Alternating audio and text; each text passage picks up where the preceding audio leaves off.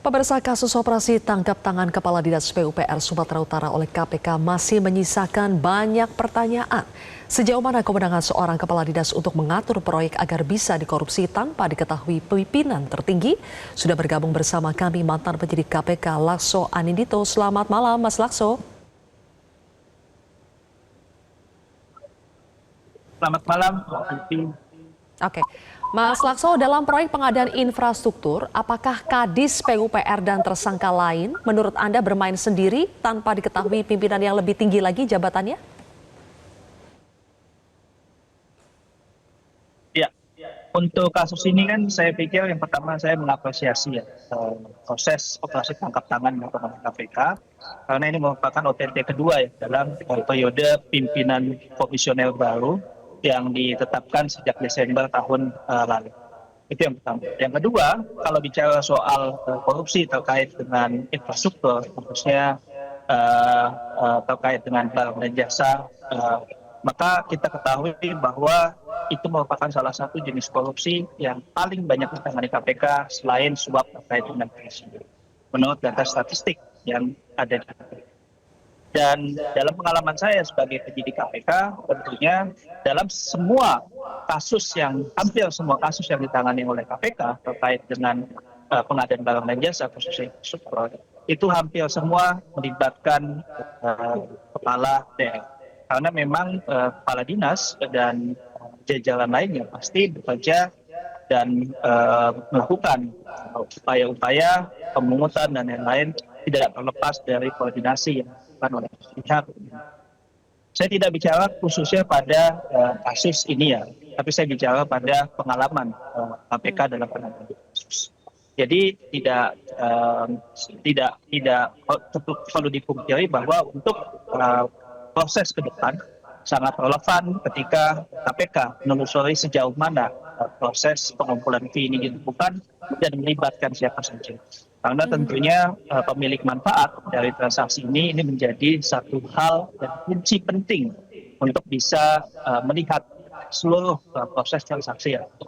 Apalagi sebagaimana kita ketahui bersama bahwa dalam konteks ini itu pihak yang diamankan oleh KPK dan ditetapkan menjadi tersangka tentunya memiliki sejarah kedekatan yang luar biasa dengan kepala daerah Sumatera. Jadi itu yang menjadi pertimbangan bagi KPK. Oke. Yang ketiga itu ya. Soal kedekatan ya, Mas Lakso, Kadis PUPR Topan Obaja Putra Ginting ini kan baru menjabat saat Bobi Nasution menjadi Gubernur Sumatera Utara. Apakah bisa sebetulnya seorang kadis yang baru menjabat itu langsung tahu mana proyek basah ya yang bisa dikorupsi? Artinya sebetulnya tidaklah asing ya untuk seorang kepala dinas atau birokrat yang sudah bekerja lama ya di suatu institusi untuk bisa mengetahui mana alokasi proyek yang bisa dimanfaatkan dan mana alokasi proyek yang itu bisa dimanfaatkan. Jadi kalau saya melihat bahwa dalam kasus ini ya ketika dia baru menjabat tapi sudah tahu mana alokasi proyek yang basah, mana yang tidak, itu karena suatu hal yang menunjukkan.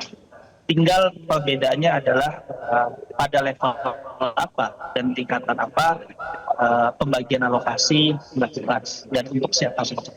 Karena kita ketahui bersama bahwa hampir pada setiap proyek infrastruktur yang ditangani KPK itu sudah ada semacam arisan proyek atau pembagian alokasi untuk usaha-pengusaha yang terkait di satu. Jadi memang pada saat proses mulai dari pengajuan anggaran APBD sampai dengan pelaksanaan anggaran APBD itu sebetulnya sudah ditentukan di kasus-kasus yang berkenaan dengan KPK siapa yang akan menjadi pemenang dan dalam proses tender siapa yang akan menjadi pendamping. Jadi saya melihat bahwa dengan apa yang dilakukan oleh Kadis ini sangat mungkin bahwa ini bukan hanya dilakukan pertama kali, tapi memang sudah pernah dilakukan pada jabatan. Oke. Ya, Mas Lakso, tender proyek ini kan dilakukan melalui e-katalog. Tetapi kalau dari konstruksi kasus yang disampaikan KPK, tender dengan mudahnya dimenangkan oleh pihak swasta yang sekarang juga sudah menjadi tersangka. Nah, apakah pengadaan lewat e-katalog pun tidak bisa menutup celah korupsi lewat kong kali kong pemenang tender? Ya, jadi yang saya selalu menekankan ya, karena selain menjadi penyidik, saya pernah melakukan penelitian secara khusus mengenai isu ini. Jadi memang kalau kita pelajari, prinsip pertama bahwa e-katalog sebetulnya membantu untuk mendorong adanya transparansi dalam proses pengadaan barang komoditi. Akan tetapi jangan lupa yang kedua bahwa transparansi itu tidak sama dengan akuntabilitas dalam proses pengadaan yang. Jadi memang kita bisa lihat siapa saja yang menang, siapa saja penawaran yang dilakukan dan lain-lain, tapi kita tidak bisa mengungkapkan sebetulnya kesepakatan apa yang ada di dalam. Nah, pada pengalaman yang saya lakukan sebagai penyidik dan penelitian yang saya lihat bahwa itu ada dua jenis, Mbak Sylvia, kesepakatan yang dilakukan. Yang pertama kesepakatan pembagian proyek itu terkadang dikoordinasikan dan dikendalikan oleh kepala daerah, kepala dinas. Dan yang kedua, selain adanya pembagian alokasi tersebut secara teknis, proses pembagian mana yang akan maju dan mana yang akan mengalah dalam proses tender dengan menyatakan harga yang lebih mahal, spesifikasi yang tidak sesuai dan lain-lain, untuk secara formalitas terjadi tender itu akan disepakati berdasarkan antar pengusaha. Jadi saya melihat bahwa ketika ada kasus ini, saya menduga bahwa alokasi pembagian proyek bukan hanya pada kasus ini saja, tetapi itu juga terkait dengan potensi pengadaan-pengadaan lainnya. Jadi KPK harus bisa mengungkap secara detail sebetulnya proyek apa saja yang sudah dibagikan, karena biasanya komitmen fee itu dibayarkan di muka. Jadi sangat mungkin bahwa penerimaan uang itu sudah mulai dilakukan pada saat sebelum kasus ini ditetapkan. Artinya dengan nilai yang variatif ya, antara 10 sampai dengan 20%, dan untuk beberapa daerah ini bisa mencapai 30%. Oke, komitmen fee biasanya dibayar di awal ya. Tapi mengutip apa yang disampaikan oleh Asep Guntur Rahayu, uang yang disita KPK kali ini, Mas Lakso, terbilang kecil. Kalau KPK alasannya OTT dilakukan untuk mencegah kerugian yang lebih besar. Tapi apakah Anda menangkap kesan bahwa KPK sebetulnya belum menangkap aktor utamanya? Betulnya kalau kita melihat sejarah penanganan kasus di KPK, ya, itu tidak bisa hanya didasarkan pada uang yang diamankan pada saat operasi. KPK pernah punya pengalaman dalam menangani kasus operasi tangkap tangan yang jumlahnya bahkan puluhan juta rupiah saja. KPK pernah punya pengalaman dalam penanganan kasus yang mengamankan hanya ratusan juta rupiah saja. Tapi yang harus dilihat adalah pasca ini, apakah ada pengembangan yang dilakukan oleh KPK. Karena kasus yang saya berikan contoh tadi, puluhan juta, ratusan juta rupiah, itu ketika ditangani KPK sampai selesai, itu mencapai uang pengganti yang jumlahnya sampai ratusan miliar rupiah. Jadi bukan tidak mungkin Mbak Sylvia, bahwa kasus ini melibatkan duit yang lebih besar. Jadi sebetulnya aspek yang lebih penting adalah pasca ini yang akan dilakukan. Ketika dia menemukan sekarang barang bukti jumlahnya adalah sejumlah ratusan juta rupiah, maka dikembangkan sejauh mana untuk bisa mengoptimalkan uang pengganti dan melibatkan sejauh apa pihak dan aktor. Inilah independensi KPK diuji di sini. Karena kita tahu bersama bahwa secara terbuka kepala daerah Sumatera Utara adalah mantu dari mantan Presiden Republik Indonesia. Dan disitulah saya melihat bahwa potensi intervensi pasti akan terjadi dalam penanganan kasus ini. Dan saya mengingatkan sejak awal bahwa KPK harus secara independen menangani kasus ini, siapapun yang terlibat untuk menerapkan prinsip yang diberikan. Oke, baik. Mas Lakso, tadi kami putarkan video, ada video ketika Gubernur Bobi meninjau jalan rusak bersama dengan pihak swasta yang sekarang sudah menjadi tersangka.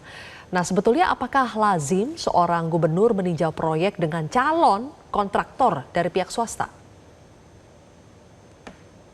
Tentunya itu bukan hal yang lazim ya, Pak ya, dan tidak bisa dibenarkan.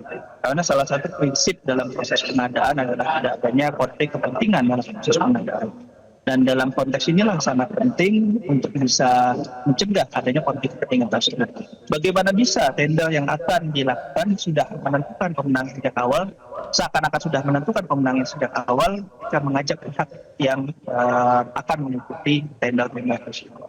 Jadi kalau saya melihat ini bukanlah suatu hal yang lazim dan tepat dilakukan oleh pimpinan daerah.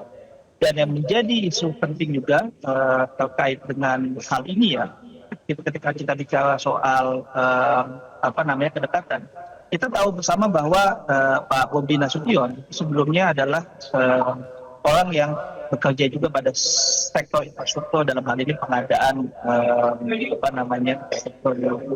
Jadi saya malah bertanya apakah betul-betul melihat dari video tadi bagaimana intensitas interaksi dan lain-lain bahwa Pak Bobi betul-betul tidak mengenal pihak-pihak tersebut.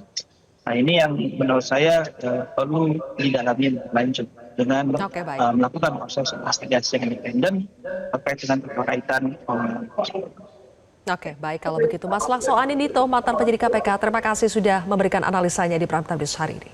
Jelajahi cara baru mendapatkan informasi. Download Metro TV Extend sekarang.